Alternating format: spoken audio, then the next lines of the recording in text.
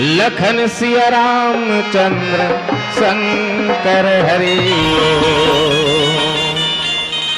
राजा हरिचंद्र दानी जी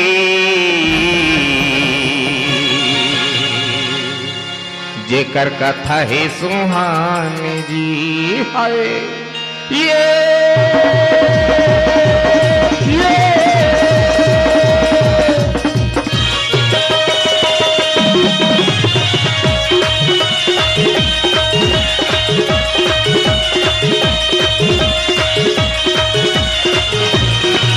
राजा हरिचंद्र दानी जी जेकर कथा है सुहानी जी। सत्कारण हरिचंद्र तुम घर भर पानी जी।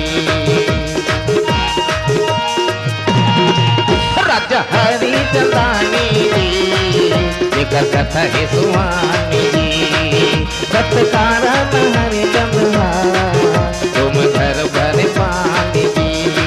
ओ राजा ओ राजा राजा राजा राजा राजा राजा राजा हरिचंद्र दानी जी जेकर कथा है सुहानी जी। सत्कारण हरिचंद्र तुम घर भर पानी जी।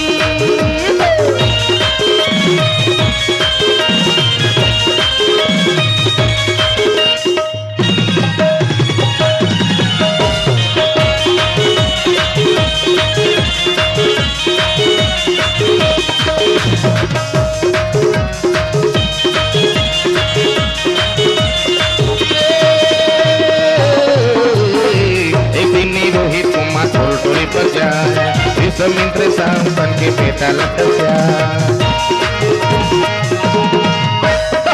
एक दिन रोहित कुमार टोली बजा विश्वामित्र संपन के बेटा लखस्या।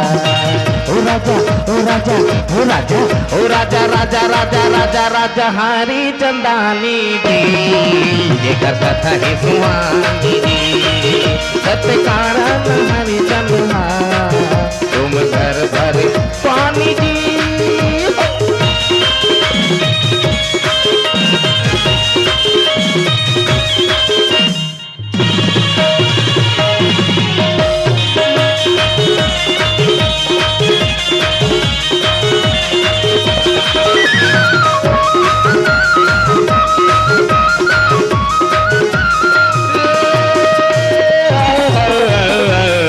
हिदारे का करे बुद्ध में मिला भुलाई माया के सुध में।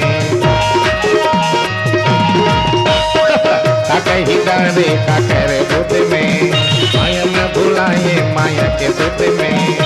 ओ राजा ओ राजा ओ राजा ओ राजा राजा राजा राजा राजा हरिचंद्र दानी जी जेकर कथा है सुहानी जी। सत्कारण हरिचंद्र तुम घर भर पानी जी। राजा हरिचंद्र दानी जी जेकर कथा है सुहानी जी। सत्कारण हरिचंद्र तुम घर भर पानी जी। राजा हरिचंद्र दानी जी